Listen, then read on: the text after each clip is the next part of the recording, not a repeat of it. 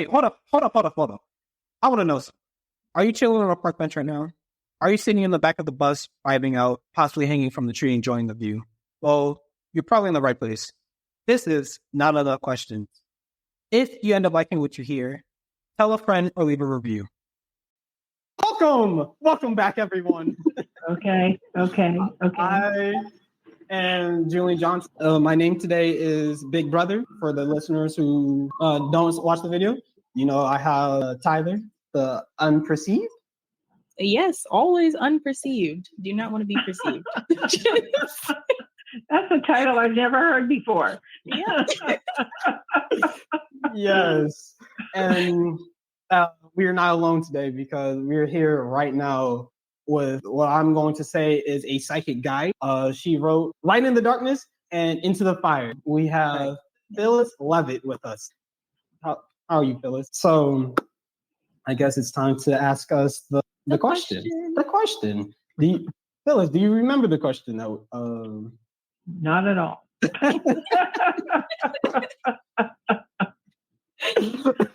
No, that's okay. No, that's perfectly fine. Tyler, do you remember the question? I do.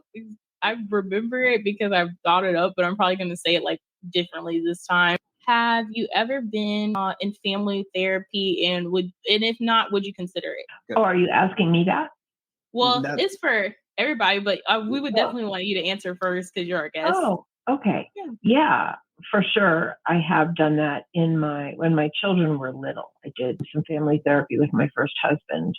And, and I think in my case, I think family therapy is extremely valuable because I think if we don't really understand the dynamics of our family and the values of our family and the conditioning kind of influences of our family members, it's hard to really understand ourselves fully because we're all conditioned by the family units and family dynamics that we live in, and especially with the people that we depend on.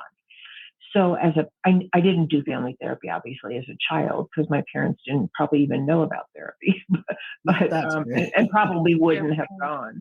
But I think what it helped me see for myself was it helped me really understand that I had to do some of my own healing work, and that I probably at that point, became really clear that I was not able to heal the marriage that I was in at that time. And it helped me find the strength to leave.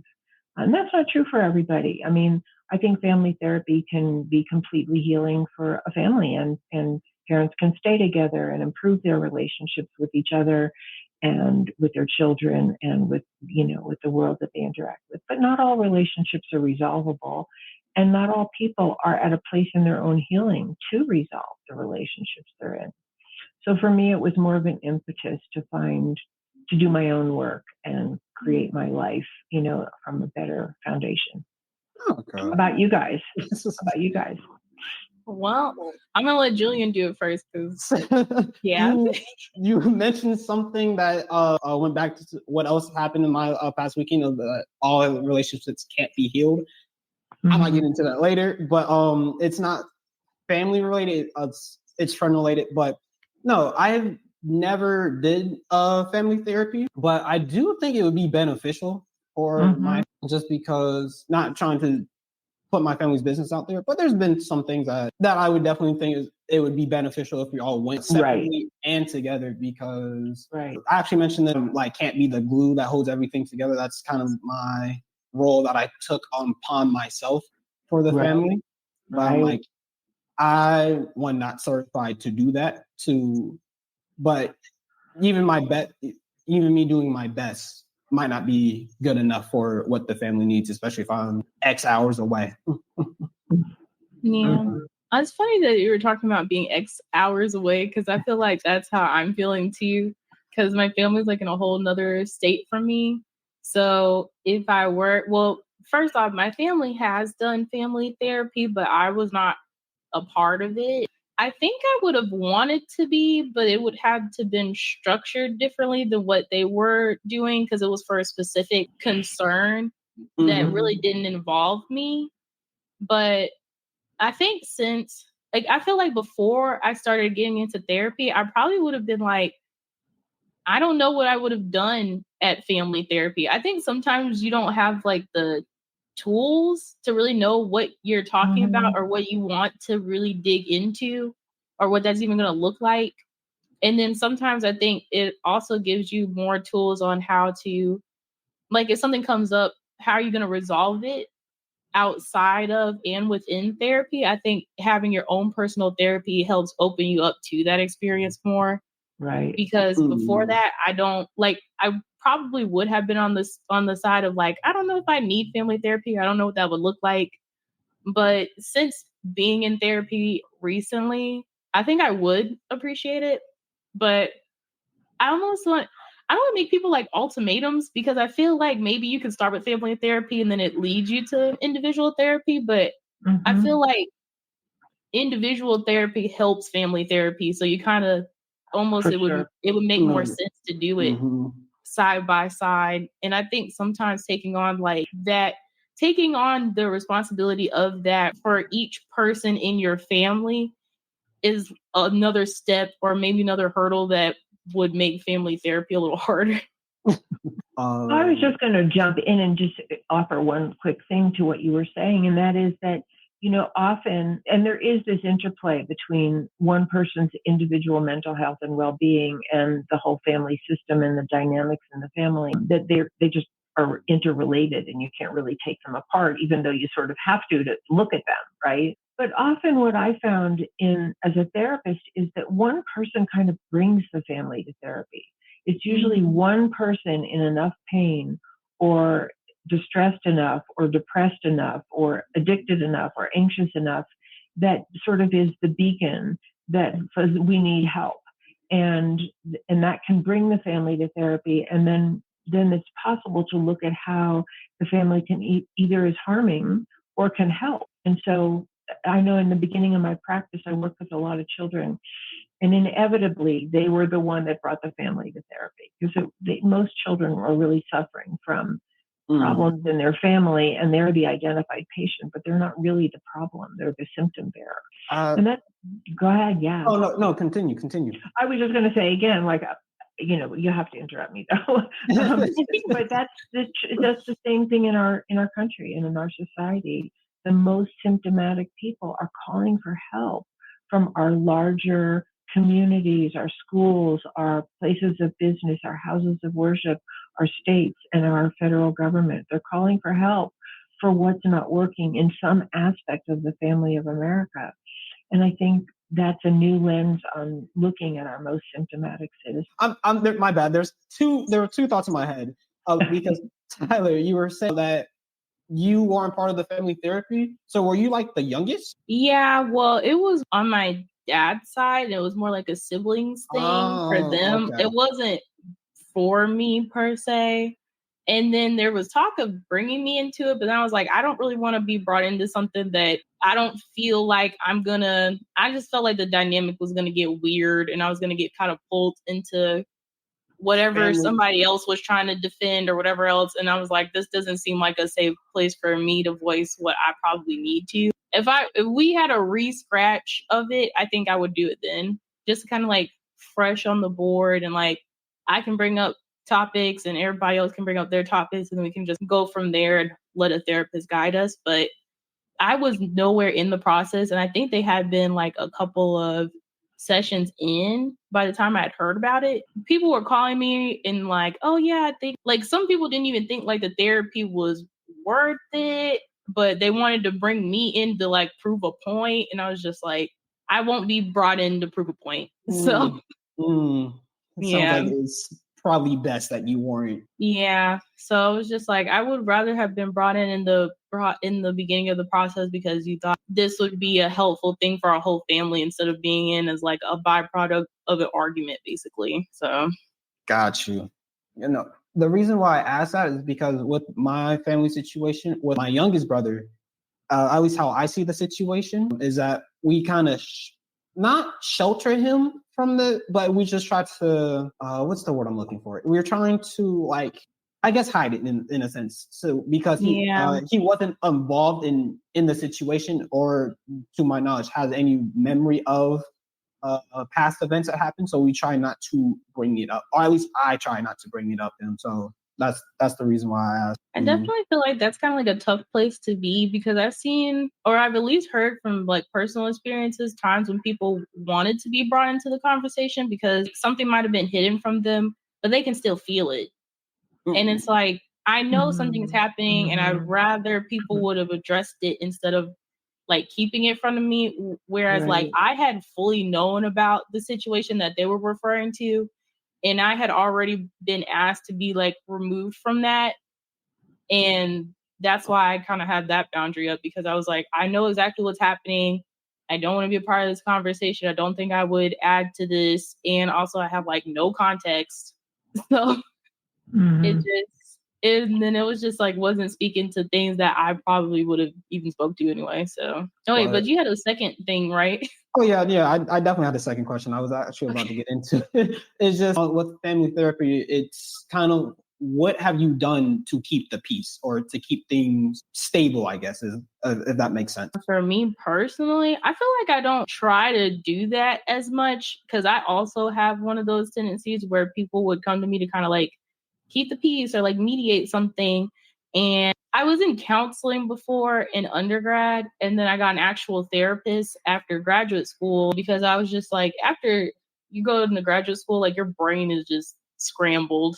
Then I had my job, and my new job was stressing me out, and all these new changes in life were stressing me out. And I was like, okay, I need a therapist. So since I've been kind of like in and out of that process, I've kind of identified, at least for myself, if I can help a situation, I would like to, but if it doesn't have anything to do with me, but someone's bringing me in to like prove a point, I'm not going to be involved in that, because I don't feel like I want to be used to prove a point anymore. I feel like if you want me to talk with you about the situation because you feel like it's open dialogue and we can all talk about it, then that feels like more appropriate. Because even, it's funny, our friend Keon was on a person who has really kind of opened my eyes to this, because at first he used to say this, he used to irritate the mess out of me, but he was like, if you bring up an issue, you have to be able to communicate through it if someone brings back an issue for you as well. Like maybe this is feeding into something else that that the other person is feeling from you, and it has to be an open dialogue, or there's just no point, or there's not going to be true resolution out of it. Yeah, I mean, I think those are all really good points. Like, we all want to be heard, but it's harder to hear other people. So, you know, one of the most important things is, if I want to be heard, I have to be willing to hear you. And I think that's when there's conflict or there's upset, I think that's one of the hardest things for people to do, because we just become insistent that we're right and the other person is wrong. And we think if we batter them with that, they'll get it, which is, doesn't work. And none of us want that to be the way someone talks to us. But it is just sort of the unconscious go-to. So, and I think one of the things that's so helpful about a therapy process, if people really can't work it out themselves, is that a therapist is somebody who helps people listen and sort of sets ground rules for, like, how do you listen and how do you respond in a way that a person is interested and open to what you have to say, as well as you learning how to be open to what they have to say. And there's just, there's certain skills we teach people, like holding back on, just sort of learning to restrain yourself from saying things that are unkind, or raising your voice, or making disgusted faces, or, stomping out, which people do. We get reactive and we do these things. And I think the key really is one of the things that why when you brought up several times that you didn't want to be brought in to prove somebody's point. And I think that that's a really important point, because the whole value of good therapy, when it's like family therapy or couples therapy or any kind of therapy that involves more than one person, is that the point isn't to prove one person wrong. The point is to help people understand each other and be accountable for their own behavior. And, because usually we have something to be accountable for ourselves, whatever it is. Listen deeply, and then really try to reach some kind of resolution and come back together. I mean, the point is that we end up, in a space of care and love and cooperation and nonviolence. And if we can't do that, which sometimes people can't, then to learn how to separate peacefully. Yeah.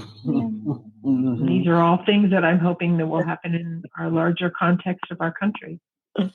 I wonder, when you bring up the larger context of the country, do you think it's the role of therapists to do that, or like whose role would that be? I think it's many people's role, but I think it could be the role of the therapeutic community, people who are experts in the field of psychology and human relations and healing trauma and mediation, all of those skills to have a place at the table of our country, and we'd have to vote for that. We'd have to ask for that. We'd have to say, this is what we want as part of our government, that we want trained facilitators in Congress who would actually set the ground rules for differing parties to actually listen to each other and try to reach compromises for the good of the American family. Because, when you look at America through the lens of family systems, we know that if parents are at each other's throats, their children suffer as well as themselves, and their children really suffer. And so I believe that the American population is suffering from all the divisiveness and threats of violence and, horrible rhetoric that we see in the news every day. Mm-hmm. I think we're all suffering from that. And I think some people feel helpless. Some people feel angry. Some people feel disgusted. Some people stick their head in the sand, or they are then filled with hatred themselves. And none of those things work. So to answer your question, just to go back to the first question, yeah, I would love to see the therapeutic community and the field of psychology. I'd love to see there be a department of psychology, in our government that is really committed to government national health and the mental health of our citizenship. Because that's really the best way to avoid and curb violence and recover from. Well, I think you bring up a pretty good point, because I do think mental health is one of those things that really has been a gap in not even like nationwide also, but just even on a interpersonal level, there's just such a big gap. I think the gap really became more prevalent just kind of like with how people feel about therapy, because a lot of people even now think therapy is like for crazy people, a sign of like being weak. Or like absolutely. Like, why would I need therapy? Nothing's like wrong with the fact that you feel like something has to be seriously wrong for you to get therapy is a crazy notion to me, especially now, because I also feel that maybe COVID also kind of, because it was such a big grieving process in itself that like we didn't get to process just on a national level, is just kind of the truth.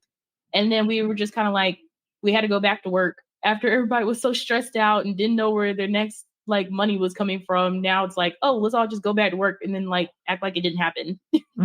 Oh yeah.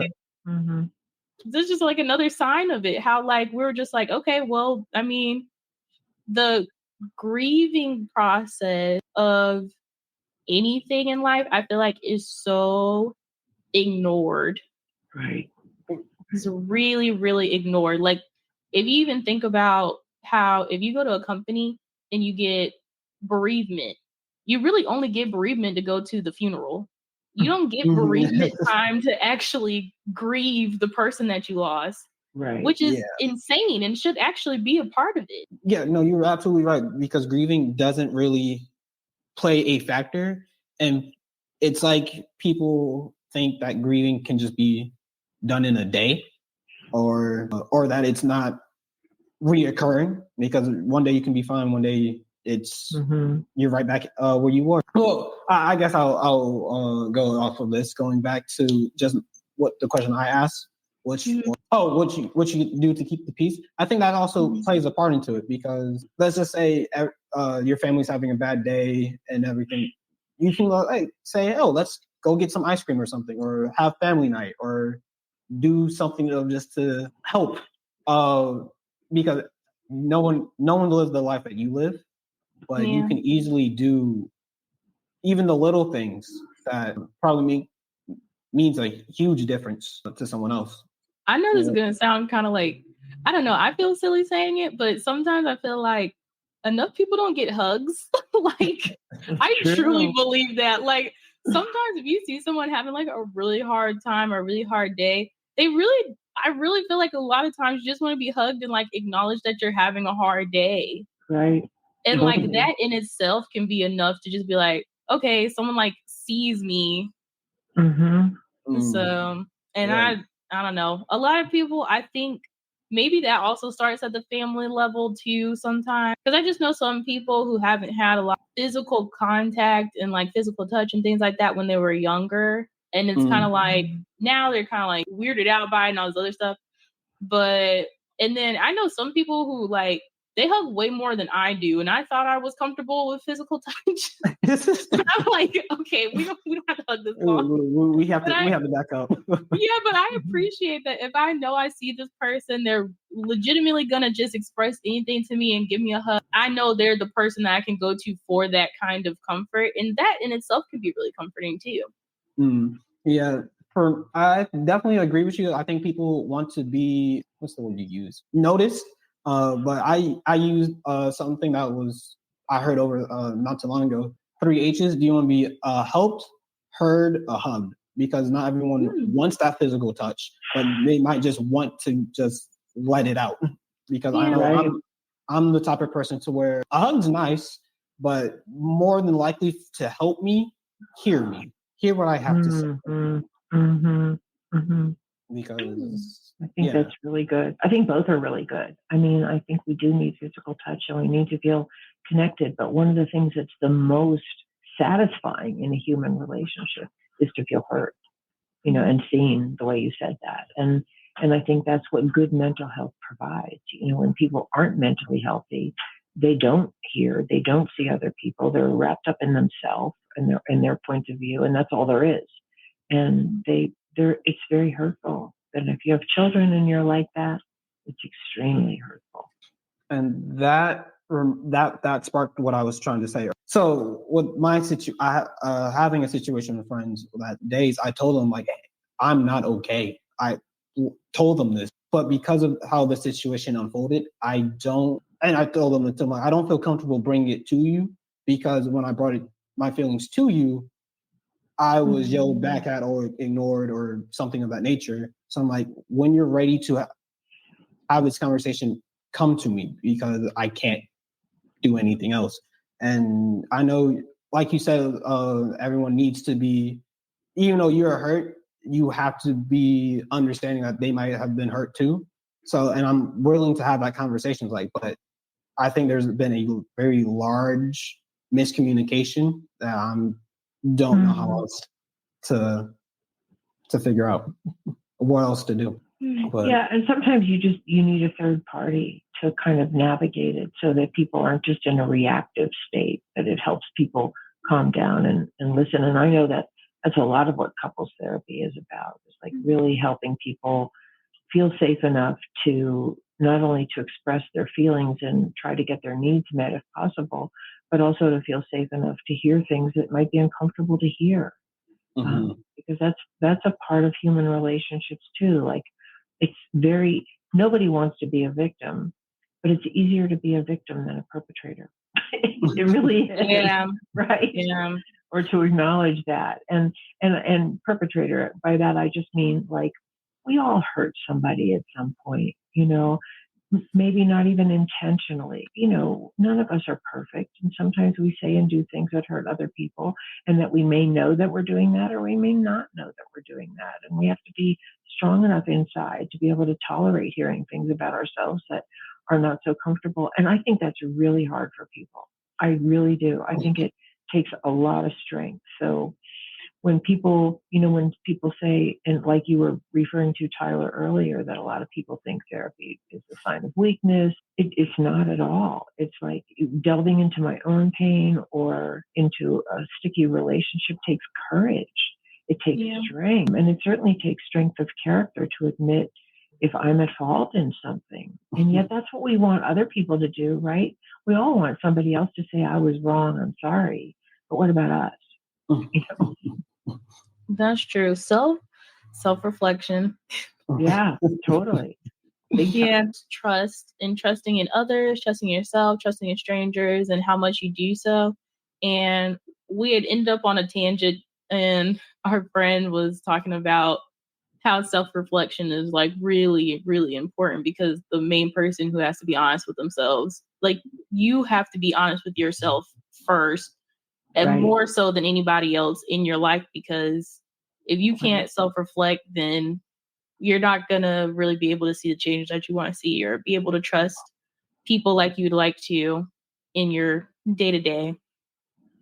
And, one of the things I see is that to the extent that one person can just be really self-reflexive and take responsibility for themselves, it kind of opens the door for other people to do that too. It makes it feel safe to do that. Mm-hmm. I feel like sometimes you feel like you're self-reflecting enough, and then you find something else in yourself that you're just like, oh, I haven't reflected on that one yet. Right. Self-reflection is a journey. A journey. Oh yeah, no. This kind of brings me up to a question on which I think you guys kind of answered is, do you think everyone needs therapy? Because to me personally, I will definitely preface that I have not been in therapy or anything, but just hearing about it, it's more so to not give you the answer, but it's for you to find it, like discover it yourself. So if you're able to ask those deep questions to yourself first, do you really? I don't think you need. I will change my thought. I don't think you need as much therapy as someone else, but I think if you're able to ask the why, the who, the what, the when, the why, and really dig deep into yourself, therapy. Yeah, I will say therapy is not as, what's the word I'm looking for? Maybe not as essential or critical. That's exactly what I'm going for. But your guys' thoughts? Well, I'm going to say that personally, every time I've heard a person say that, they have probably needed therapy. I'm going to be really honest with you. That's every time a person has said that, they have really needed some therapy. Not in a bad way. I don't know how to describe it, but maybe Phyllis can speak to this more because I'm just saying my opinion on it. But because I've been in therapy, and typically I feel like people who kind of have the same issues as me, I can see that they'd be like, oh, well, I'm normally the person who handles all the issues, and I'm normally the person that can smooth over and have resolution with other people, that maybe I don't need therapy, or maybe I don't need therapy the same way people are saying it. And I feel like you learn a lot more when you're in a space where all you do is focus on yourself. And another person is dedicated to also focusing on you. Yeah. And so they dig in stuff that you probably wouldn't have even thought to ask yourself. And I think it's kind of more of an eye opener than I think some people give it credit to, because sometimes I think there are innate things that people do that they feel like, oh, that's just how I do things, but like they haven't really processed why exactly they do that. Because that's like your norm. And then other people around you, they feel like that's your norm, and it's not harming anybody per se, but maybe you may need to reflect on that and be like, hey, like, why do I do this thing? Even if it doesn't harm people actively, or is not harming myself, or things of that nature. There's stuff that I do that my therapist has kind of made me think about more, that I'm honestly is normal, and people have probably liked it about me, but then I had to be like, oh, okay, wait a minute, that's probably not something that I might want to keep doing, especially as a person who has like people pleasing tendencies. People love people pleasers. Okay. I'm not going to lie to you. They love them because they please people. That's what they're supposed to do. Right. And like when you're the person who's likable and doing all the stuff that other people enjoy, it's kind of like, well, I mean, what else would I need to talk about? I have no issues personally. Everybody comes to me with their issues, and I feel like I have nothing going on, when really there's probably another extra layer of something that you could focus on within yourself that might even strengthen those relationships. I've recently just been trying to learn to be more vulnerable in relationships and also be more accepting of different parts of myself that I used to be like very ashamed of. Because I opened up to my therapist and I was telling her one time, I was just like, I feel like I'm boring. Like I literally told her, I was like, I think I'm just so boring. Like all my other friends have like stuff going on and like things that they want to ask advice on. And I don't have as much stuff as them. And I'm like, what is that about? And she was just like, I mean, I don't think there's anything wrong with that. There's nothing wrong with me like feeling like you're the boring friend, because people, if that's kind of like how they see you in your life, it might just be comforting just to be like, hey, this person's doing something regular today. Right. And I called them just to have a regular conversation, and that's all they needed. So, and maybe that's why people turn to you, because you sort of have a calm steadiness that is comforting and helpful. And it's like, sometimes it's kind of like boring because you see like TV shows and the main characters always have something going on, the outgoing people who are always doing stuff. And it's never the person who's like sitting at home having a book and I just went to the grocery store. I will say you kind of hit two things for me. With the people pleasing, it's like, oh, you always come to me for whatever issue. You're technically getting their baggage as well, whether you realize it or not. That like that is negativity that you're also receiving. You might not receive it as like, oh, this is negative, but it is negativity. And so that could also play into a factor into why you might need therapy. But also with the being boring, I will say it's never the best to like compare yourself to others. No, I'm not taking a shot at you, Tyler. I'm want to make that really clear right now. These are just the thoughts on my mind, that comparing yourself to how other people live or into TV is not the best way, because with TV it's scripted. They get 7, 8 writers to write the perfect life, and we never get to see the boring, oh, I'm eating cereal, or I stubbed my toe or whatever. Those are cutscenes, and we just jump to the next part in the show because they're purposely made to be entertaining for however long they are. Yeah, I mean, that's true. But I mean, I've accepted it now. It's just how I am. Like, I'm just hanging out. This is me. And I'm perfectly fine with it now. So it's just, beforehand, I was having a thing about it, but it's kind of like, meh. And then now I feel like because I have better boundaries with how I like try to talk with people about their stuff. I'm not gonna jump into an argument with you and defend you to this other person. Like, I'm not gonna do that. And I've also been more, if I hear something or somebody like gives me advice or wants advice from me, like I typically like, okay, this is not anything that has to do with me, and I'm just like supporting a friend and just listening to them. And that's kind of like what I do now. But I feel like, yeah, it definitely for me was a thing that I had to go to therapy for.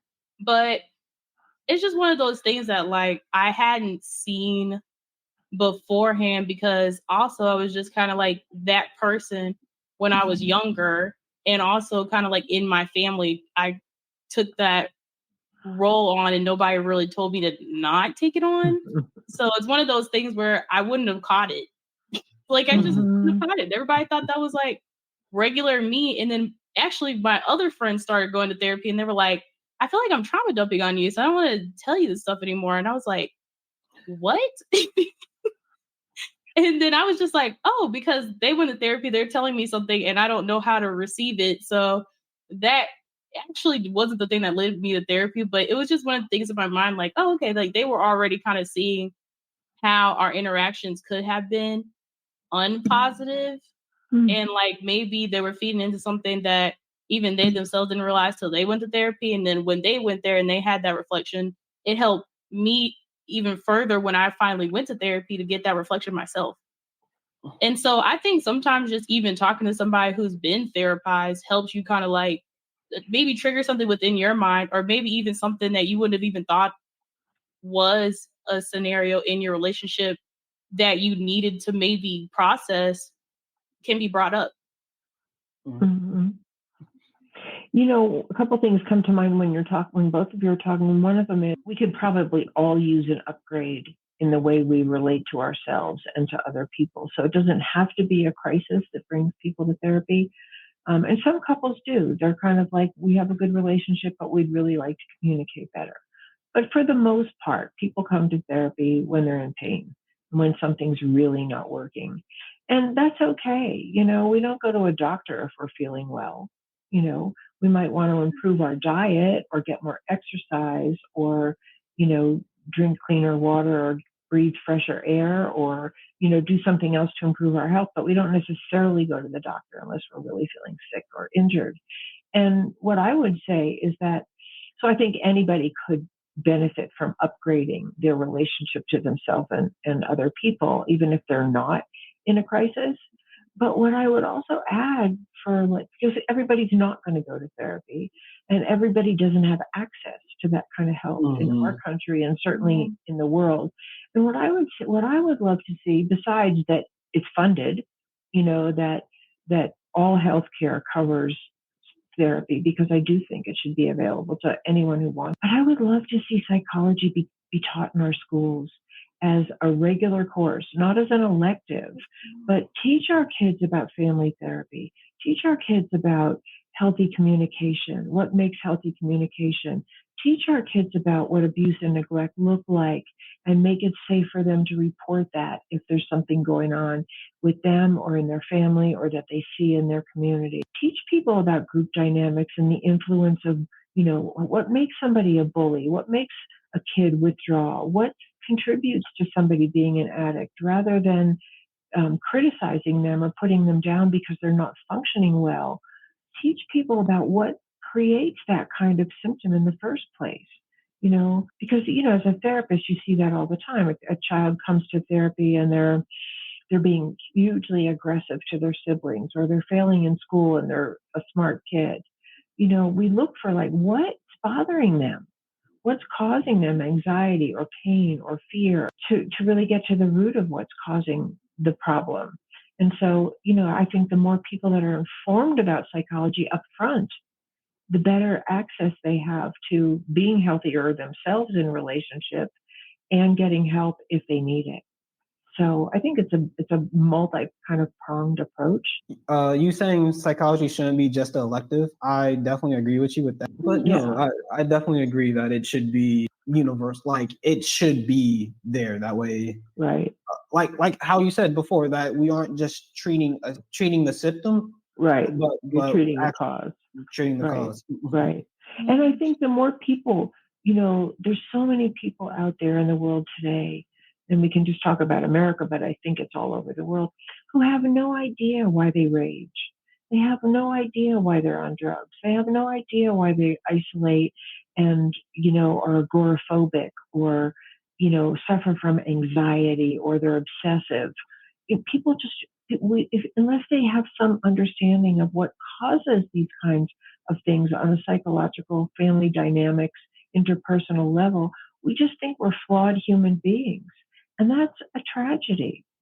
Nobody's born a flawed human being. We're all born pure, innocent little beings who then get kind of written on. And, you know, some of that writing has to be erased. Yeah, that's very true. I've actually been getting to like inner child work lately. So I do feel like when you do stuff that is more tied to what you used to do when you were like a kid, it kind of brings you back into that and it gives you a different kind of joy. So it's kind of nice because, you know, they kind of take it from you when you become an adult. You like, you know, everything starts costing money. You're like, oh boy, how am I going to do this? But I don't know. Inner child stuff is just like getting ice cream and like getting a coloring book. I'll be honest with you. I have like 3 coloring books. I love it though. And I'm not ashamed of it. Like an adult coloring book is there for a reason. And I'm one of the buyers.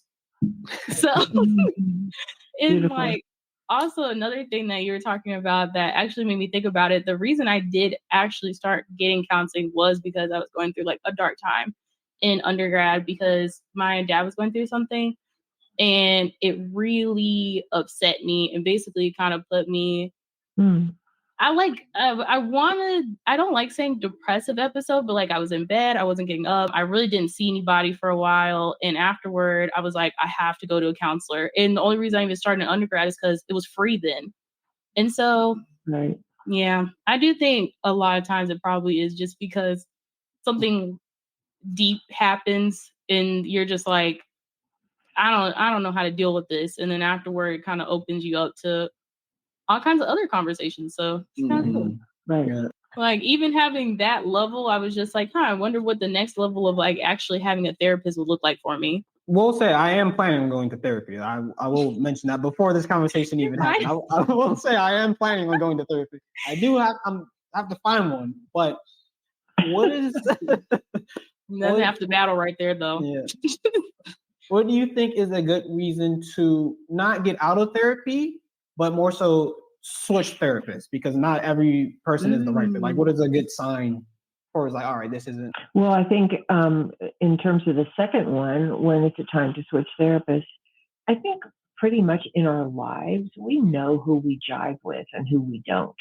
You know when you feel comfortable with someone, if you feel like being more vulnerable with them or sharing more deeply, and you know when you don't. And I think we should just trust that. I don't think a person should second guess himself. If you go to a therapist and you don't feel totally comfortable and you don't feel seen, or you really don't feel helped in any way, then you don't have to stay. There's no right or wrong. You get to, if you're going to ask for help, you should find the person that feels the most helpful to you. And sometimes it's that they have an amazing technique that they do with you, like hypnotherapy or EMDR or inner child work or family work or whatever. And sometimes it's just like the person you needed to talk to because they get you and they're empathetic and they're there with you. But I think we should trust ourselves and with that. And in terms of when is the time to leave therapy, I think it's when, and there's no one size fits all for anything, for sure. I mean, every person is different and every relationship is different. But I think in general, people tend to leave therapy. Well, sometimes they leave too soon because they get scared. There's too much to face, or, often people will come to therapy and talk about a very bad relationship, but they're scared to leave. And at some point, they leave therapy instead of the relationship, and that happens. But they might come back later. But I think in general, you kind of know that it's time to leave therapy when, and it's not a head thing, it's you just kind of know. You don't have to talk yourself into this. It's when you feel like you're coping well enough. We all have stuff. Our stuff's not going to go away. There's going to be someone who makes us upset, or a job that doesn't work out, or a relationship doesn't work out, or our kids are in pain, or whatever it is. But when we feel like we have the resources to handle it without falling apart ourselves or without doing something that we don't feel good about, then it's okay to leave therapy. It's like, I always come up with that image of like, a therapist helps you get on the bike, holds the back of the bike while you learn to ride and get balance. And when you have balance, you can ride away, and you're supposed to. We don't go to doctors forever. We go to the doctor to get a certain medication or to get a surgery or whatever, some kind of treatment. And then when we're better, we don't go back, So I think it's like that. Yeah. I really like how you stated that. That was like a good way to think about it. I never thought about that. I'm letting you know I'm going to use that some way, somehow. I'm going to use it. But do you have any other questions or anything, Tyler, Phyllis? No, I'm good. Yeah, I enjoyed this. This was a good talk. This is great. So, great. Phyllis, do you have anything you like? This is your time to shine. Well, I would love to just say to your audience that I wrote a book called American Therapy, and it's bringing all of these principles of healing ourselves to healing our country, because I feel very passionate about and worried for our country with the level of violence and divisiveness and hatred and escalation of mass killings and discrimination and injustice and poverty. These are things that we, in the world of psychology, we do know how to address some of this. We do know what helps a family become healthy for all of its members. We're never going to do it perfectly, but we could do a whole lot more for each other in this country than we're doing now. And so I would love to see those principles, brought to national attention as well as into our own individual lives, because also the more we heal ourselves, the more we're likely to be healthy, contributing members to our larger society and not be the people who are bullies or extortionists or, acting out with violence and hatred. So it's that combination between the macrocosm and the microcosm. But I guess the one thing that I just always like to say kind of in ending is that, a lot of people today feel helpless. They feel like there's nothing they can do. It's just the terrible things that are happening in the country are too big, even though there's wonderful people doing amazing things all over the country and all over the world. There are people who are big sisters and big brothers and who are, cleaning up the water and, volunteering in schools and volunteering with prisoners. And, there's enormous amount of generosity going on in our country, of philanthropy and donating time and resources. It doesn't always make the news, but, I did some research when I was writing my book, and there's quite a bit of generosity in our country that goes unnoticed. But for anyone who feels helpless about turning the tide here, I would just say, do what you can in the circle of people that you live in. You were talking about this before. Give somebody a hug. Ask them how they're feeling. Go out of your way to do some little kindness. Acknowledge people for the good things they do. There's so many people in the workplace today, for instance, who never hear thanks for the good job that they do. It's just kind of expected and they feel taken for granted. And just having someone say, wow, you did a great job there. Or, when you come in and smile at everybody in the morning, it just lights up the room. It doesn't even have to be anything big, that we just acknowledge each other. And it's just like the best food that we could feed each other. And it's free. I'm with the thank you. You get tired of me saying thank you. I guarantee you that, because I think it goes a long way. But all right, Julian, it's time. It's my time to do the thing. The thing. The thing. All right. So I'm doing something slightly different. I'm bringing 2 quotes for my thing. The first quote. This one's for all the parents. It is, quit yelling at your kids before they go to bed and expect them to sleep well at night. Quit yelling at your kids in the morning right before they go to school and expect them to have a good day. And then the second quote, it's for everyone. And it's, again, Des Bryant is who said this. You set the tone for yourself. You set the tone for your voice that they will always remember in their heads.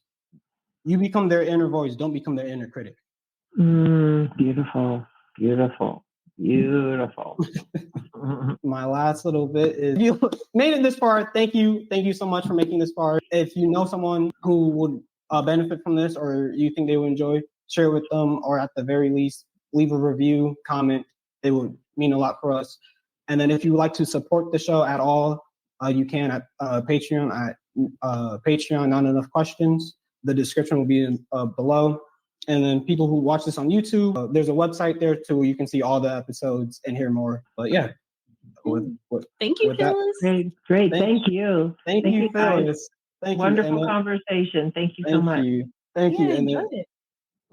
And I guess my closing statement is, don't forget to ask yourself, ask others, never stop asking questions. See you.